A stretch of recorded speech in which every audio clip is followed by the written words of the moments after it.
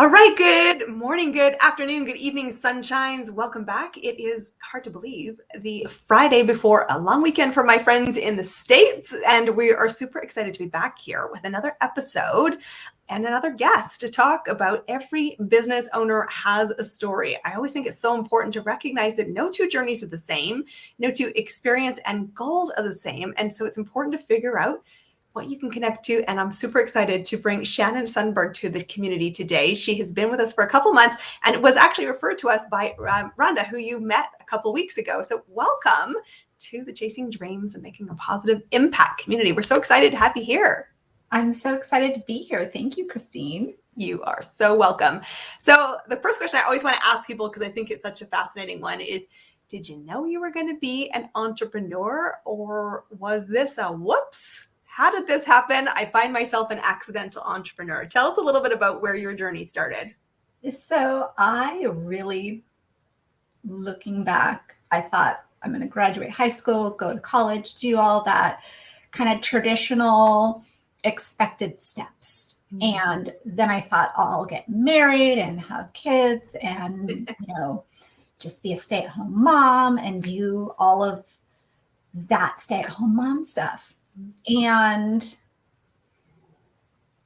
the college happened and I was working and I met a great guy and got married. And then the having kids part didn't happen, wasn't happening, kept not happening. And so that journey, that wasn't in my plan. I didn't think that was something I needed to worry about. Yeah, such an interesting one, right? Yeah, very unexpected, unexplained. And so in that time of dealing with another year has gone by. Oh, look, another year has gone by and this didn't work and that didn't work. And I'm trying we're doing everything that we're being advised to do and nothing worked. Yeah. And so at some point, for me, I started giving up on my dreams and that was a dream of mine. And so started really coming into myself and not in a really great way. Yeah. So I just got super tired and exhausted, physically, mentally, emotionally, spiritually, everything was just tired. And so really seeking to figure out what my path was going to be if that initial path of being a mom wasn't going to happen. And so really working through that and starting to go, okay, well, a family can be two people. That's okay. Yeah. And family is also goes beyond blood. So I have some great friends who have wonderful kids, I can be in a family and not give birth. That's right. So really working on myself and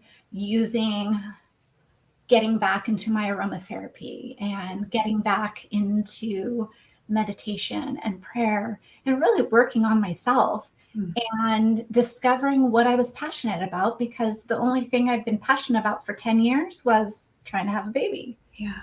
So started getting really back into the wellness of my body and rebuilding relationships that I had either stepped away from or not been a very good friend. So they stepped away. And really putting intention. And I started to dream about this trip to Ireland and started planning for it, started saving and doing all of these things to get ready to have this dream trip. And so it was the first dream I'd had in a long time. And so getting ready to put a deposit down on the trip, and I thought I had the flu. And then the flu lasted more than a few days. And then the flu lasted a week. And then the flu was lasting 10 days. And my husband's like, something's really wrong. Mm. And I said, I don't know. I've been doing like all the right things. I've been eating good. I've been exercising. I've been supporting my body to like detox a lot of things that I've been putting into my body for years, and some cleanses, and just kind of like resetting my whole thing. Mm-hmm. And so finally, when I went into the doctor, they let me know I was pregnant. Oh. And I kind of laughed and was like, a year ago, I would have freaked out on you guys, but like, it's okay that someone made a mistake, and, just tighten up, like what's happening down there in the lab. The doubter arrives. Oh, haha, and they're like, no, like, you really need to come in. Like, we'll prove it to you. And all, really? Because if you look. And so I went in and I was pregnant, and all of a sudden we were like, well, okay, like we didn't know what to do. And but it was very exciting. And all of a sudden, like, we were like, oh my gosh, like, we started taking care of ourselves in a different way without these expectations. We let certain things go, that it doesn't have to follow this super direct, this is like this traditional pathway. Mm-hmm.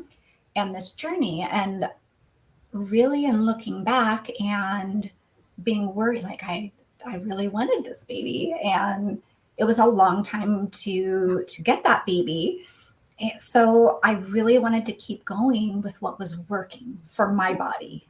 I think it's such an interesting thing, right? Because I think, when you get your heart set, on a destination, and in your case, that what should a family look like, and to get really spun up into it's the goal, the vision isn't happening the way we expect it.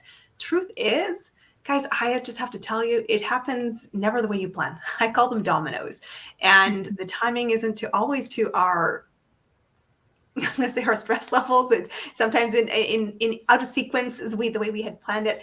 But there is a moment to recognize you draw the line in the sand. And at the same time, you also give yourself permission to start new beginnings. And that new beginning could have been a trip to Ireland. It could have been, yes, the story of being able to now say, this family will look different, but also the beginning of new relationships, the beginning of a journey with your health. And I think that's so powerful. I want everyone here in the community to hear that, because, I think, and we talk about it in my coaching world, is be careful defining success by somebody else's measure. We do think, go out, get married, do it in the sequence. That is the destination, that happiness will, you'll get there if you just keep staying on that path. There's often dissonance. That path isn't working for me. I don't maybe want that anymore. And I want to say to all of us, just take care of yourself in the journey. It might happen unexpectedly. It could be not to your planning, but plot twists happen. And I love the fact that you chose to rise, even though you had to go, WTF, what just happened? Mm-hmm. And it created not only a family, but the start of a business that's coming out of that. And so take us through the early days when you started to go, this could be more than just a benefit to me, because I know I had transformation. I know I had just a de-stressing of my life. But when did you start to think this could be a way to make impact to others? Talk to me about that. So, my son was born, and he's now 8. And when he was about a year old, I was having a hard time going back to work and staying at work, and I just felt like I was missing a lot of things. And I was going back into a situation that wasn't an extremely healthy work environment. Mm-hmm. And so I started feeling that fatigue. Mm-hmm. And I didn't really know why, because I was eating well. I was doing all of the things to take care of myself. And so at one point, I knew I needed to transition and have a little bit more time freedom. And so that was in 2015. Back in 2002, I had become a certified aromatherapist. And everyone laughed at me and like, oh, you could never, that is not a real job. Don't you love when you have a great cheering squad behind you? The hecklers in the back are sometimes louder than the cheering in the front. Guess what, guys? When that happens to you, you must cheer for yourself. Yes. And I thought, with this, I could make it into something. And I started doing things part-time and renting, sharing a treatment room with a couple of other people. And I just started supporting other people in their wellness journey with aromatherapy. And then I went on to get more education on raindrop technique, supporting the body at a cellular level with that, moving on to offering ion detoxification foot baths. And a lot of these things I discovered and researched because they were things that were supporting my family and my friends that were like, yeah, we're going to support you. And I recertified as an aromatherapist. And so they were purchasing products and coming to see me for, different things, allergy relief, pain management, all of these things. And so as additional challenges for people around me started coming up, I started taking on more and more to support their wellness journey. I love that, because this is interesting. I want to highlight and just pause you here for a second, because this is something I think we have backwards sometimes in the business world. And when sometimes we think, I love what you said was, I knew I could make something of this. And sometimes that I just had a conversation with somebody this morning who came to me because they're struggling with their why and going, I don't know if the why is big enough to do this. And we talked a bit about it. I will tell you right now, in case she watches this, you are absolutely clear on your why.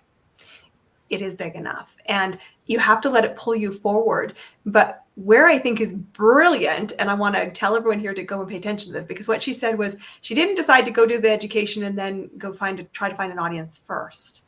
What you did was started where you were great at, where you knew you had experience, and then we're listening to what the clients were looking for and adding it on.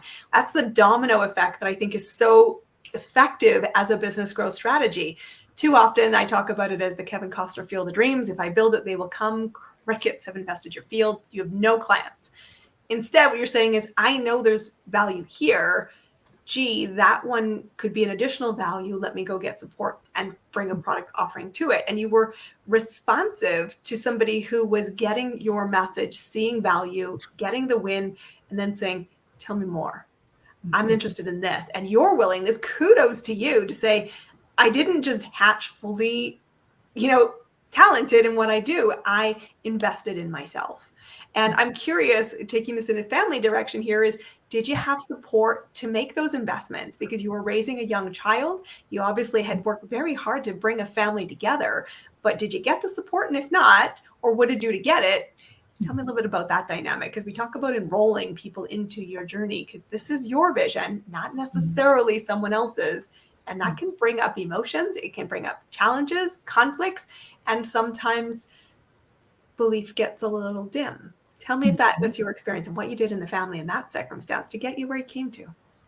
So my husband was supportive, but not necessarily thrilled.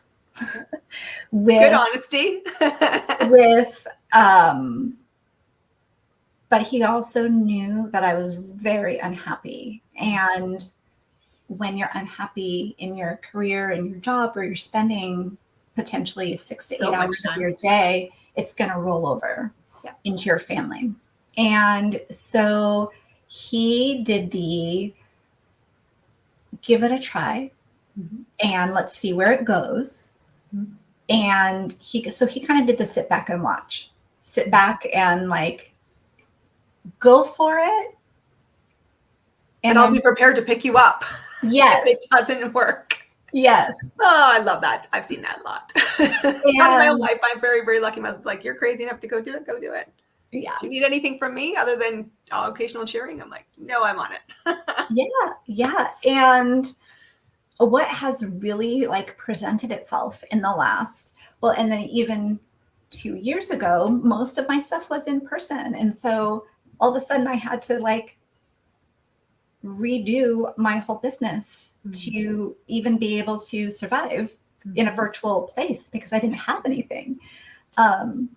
And again, it was like, hey, okay, like now what are you going to do? Okay. And I'm like, hey, I have a big garden and I've got plenty of time now. And so again, reinvesting in myself. And I found that even with working with my clients and hearing, there was a healing portion that wasn't forthcoming with a lot of my clients, and it had to do with mindset.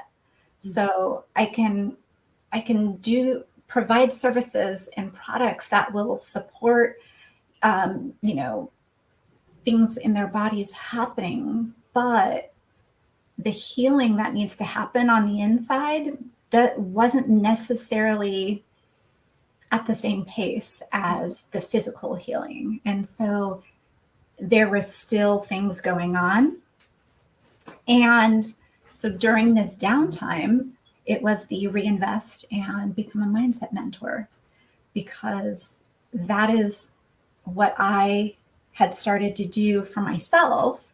And I got a lot of cheering for that and like, hey, like, no, that'll be great. And so that was something that we could see almost immediate results. I became a certified ULA life coach and was even able to bring my accounting background in for the financial piece of supporting money mindset. And so that part that I've only been doing for a year has really gotten a lot of cheering, because I just think that really rounded out what I was doing and able to serve people. But I think seeing the passion and seeing where my past career of ties in, and it's interesting, right? Like I love the fact you have the confidence. And this is an interesting thing. It's like if people think, and we talk about this in the community, and we talk about this certainly if you come to some of the workshops I run, is confidence is built by action. And if you've had the courage to start one thing, you're more confident to try the next. And I love the fact that you hit a roadblock, plot twist, and said, I have other passions too. And what's interesting that, people often can't see that, they think success, or they think that business needs to look like that one model of it. And it's the worst version of it, the highlight reel that we see on the social media side. And it's really not.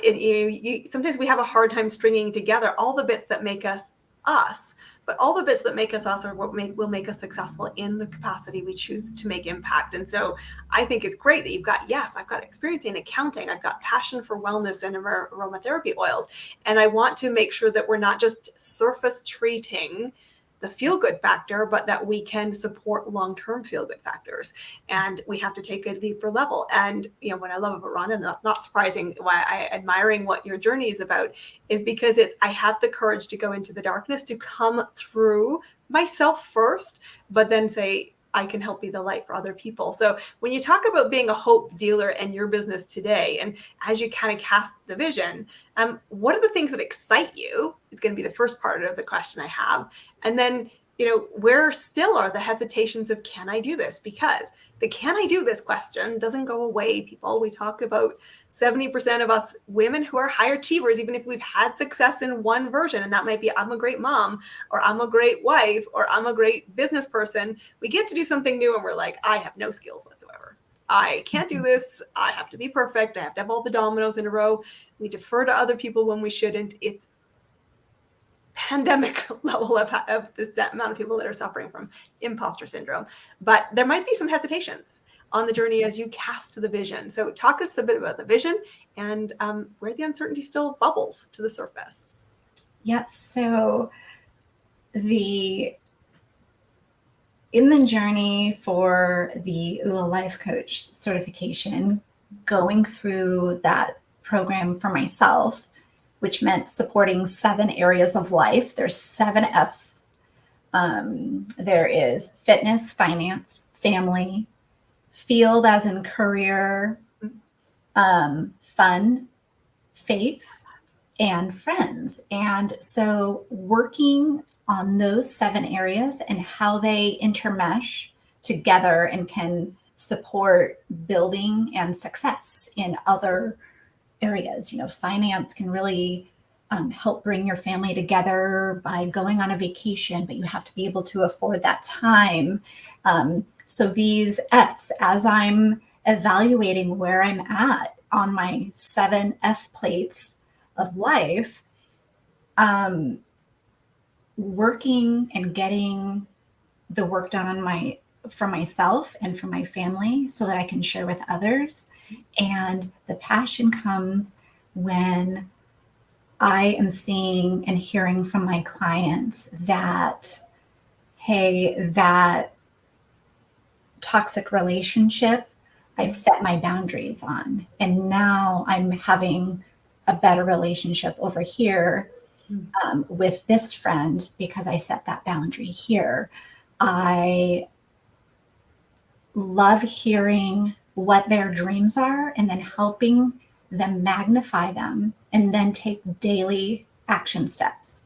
I love that you were saying like getting into action, because part of my coaching is about setting these dreams in these 7 areas and taking these daily action steps towards 3 steps every single day. In a year, you're making over 1,000 steps towards a goal and dream. That it seems little. Oh, I'm going to do 3 things today. It's huge. It's never undermine the little things.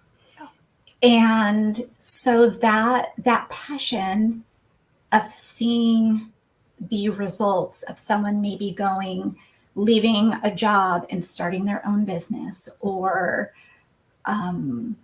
getting out of debt and being able to, take a vacation every single year instead of every 5 to 8 years, and better relationships, bigger faith in themselves, faith that they're in what their body can do and what their mind can do.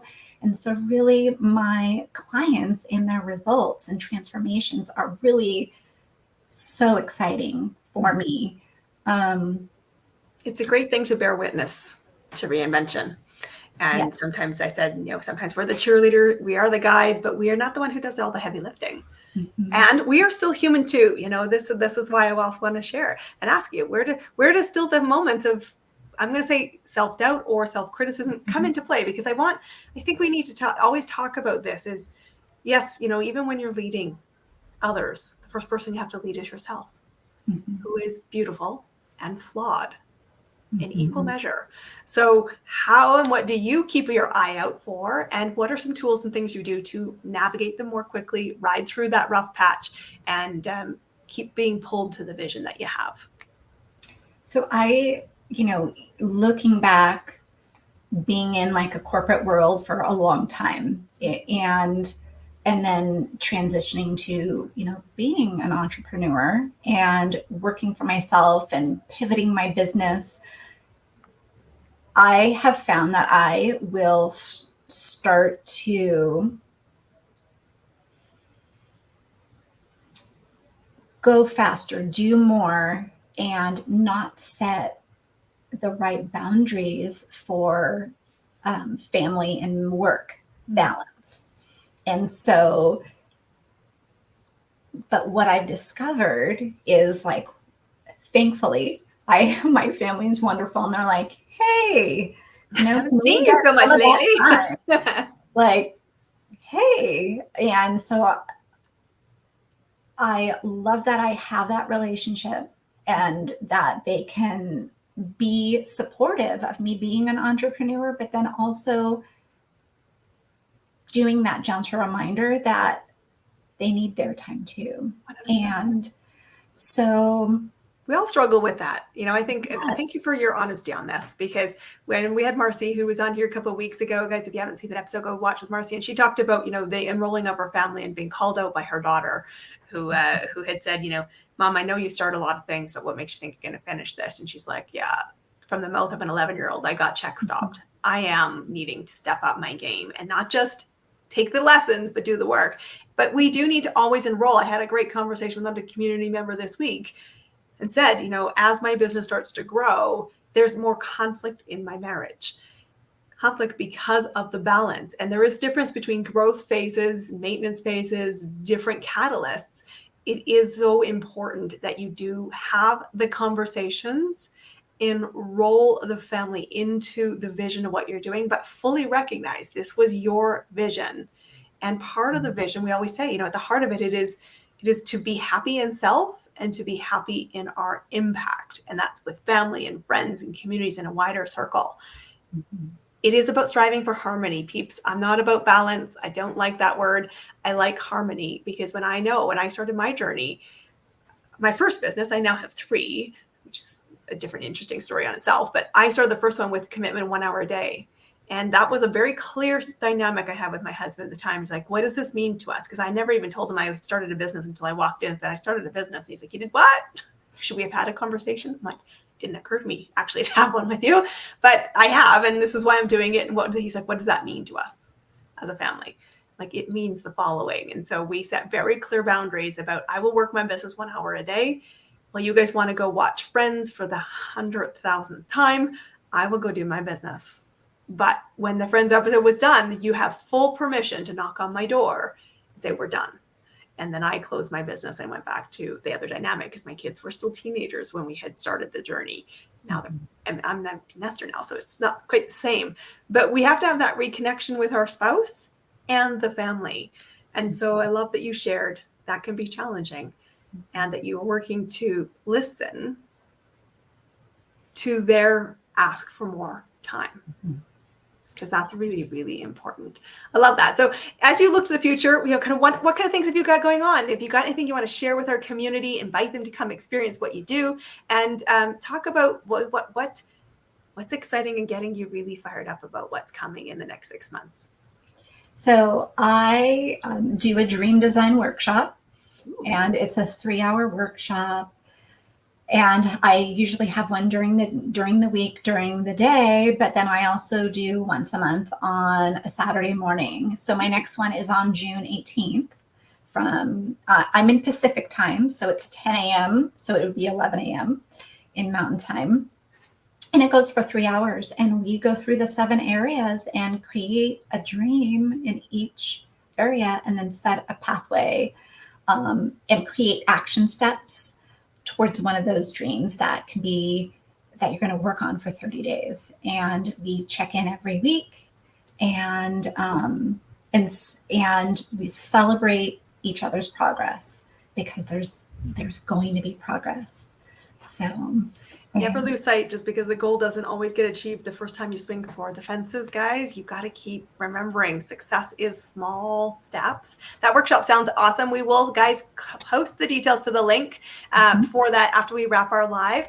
And talking about fun and play and family, I know that this is the Memorial Weekend coming into the state. So I want to know, what kind of things are you doing that are not business to kind of fuel your cup this weekend? Because I want to talk about, guys, don't so schedule your weekends with errands and stuff that you forget that life is about play. So I want to know, how are you playing with your family as you head into the long weekend? Or what have you got going on that's not work, that's going to fuel your cup?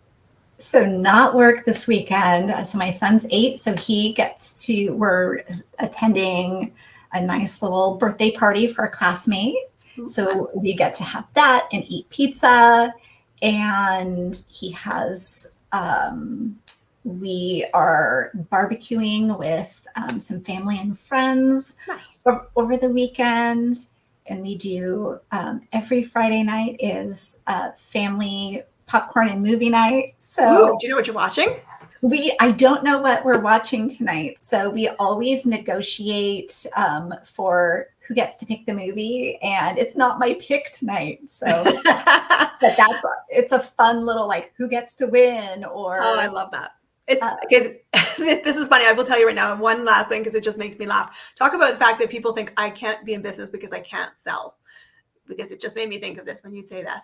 I hear so many entrepreneurs, especially women who are accidental entrepreneurs, go, I would love to just do the impact, but I don't want to sell. If you can negotiate whatever movie you picked and sell it to the family on a Friday night, you are exceptional at selling.